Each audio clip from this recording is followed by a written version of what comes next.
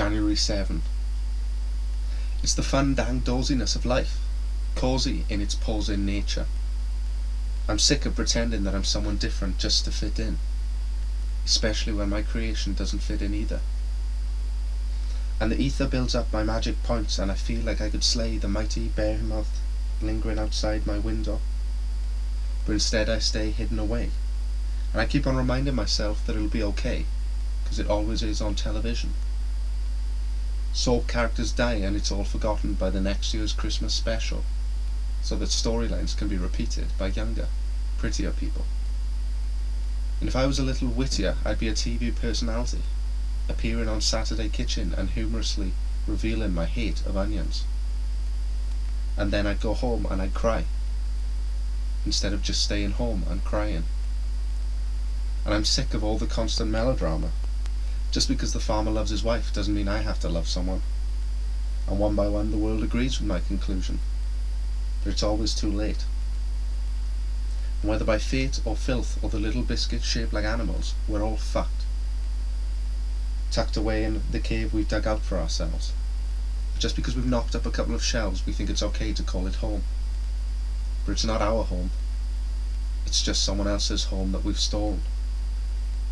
The world is going to end. When? I forgot. What? I forgot. I'm getting awfully forgetful these days. And I'm getting lazier too. But what's the point of getting up when I've got so much to do and no hope of doing it? And the moon lights up Sonia's table to the tune of Moonlight Sonata. And I want to save her before the sun comes up and burns her pretty eyes. But I'm not going to. She has never smiled at me, so why should I save her?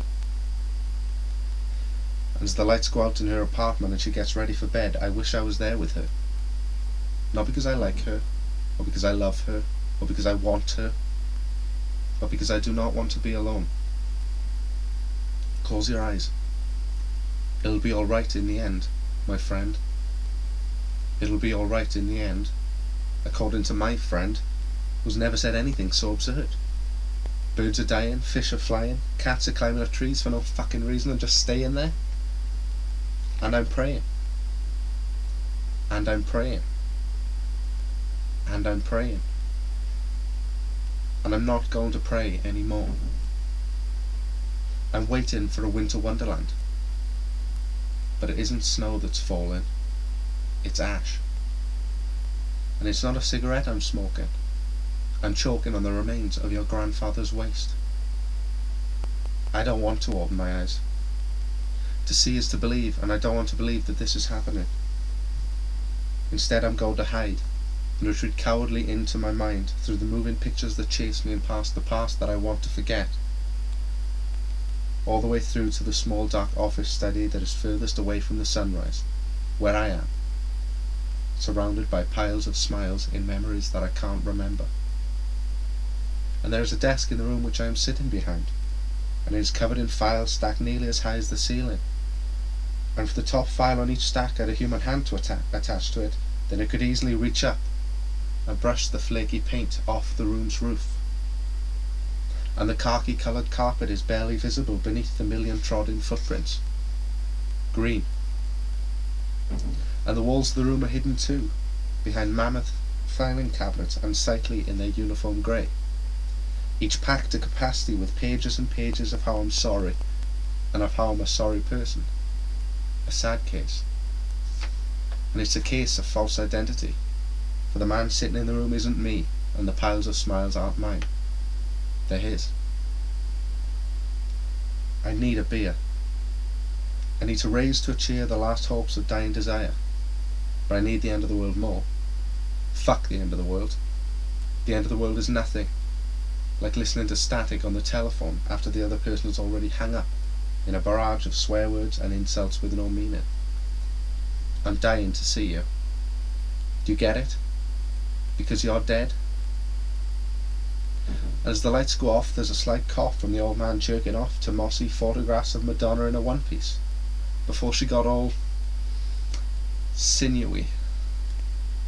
And where were we, he calls out, as he's fumbling about down south. Well, we were out. We were getting the tins in. And then the old man shrugs and comes over to the fireside where the rest of us are sitting. And it's fitting that as we're all shitting ourselves about what's around the corner, up steps former film star Billy Bob Thornton.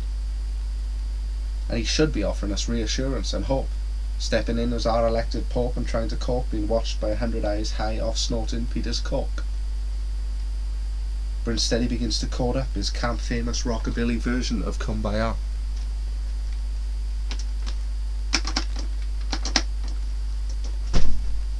On a fake guitar.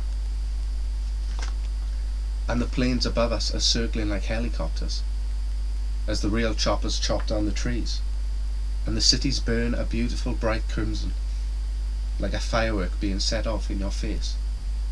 Bang! And then the world is gone. Today is the day. I finally get my way today. Today is the day. I get to leave this shitty little bedsit and fly away. Today is the day the world will end, and I won't defend it because it deserves to die. I'll just stand happily near the front line, paying my last respects with a cigarette, a shotgun, and a smile.